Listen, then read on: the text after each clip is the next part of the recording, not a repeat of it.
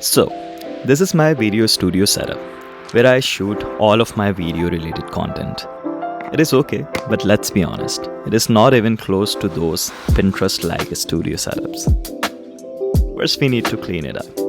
So, this is the space we have now. And thanks to Clayx, they were kind enough to send me their new height adjustable desk.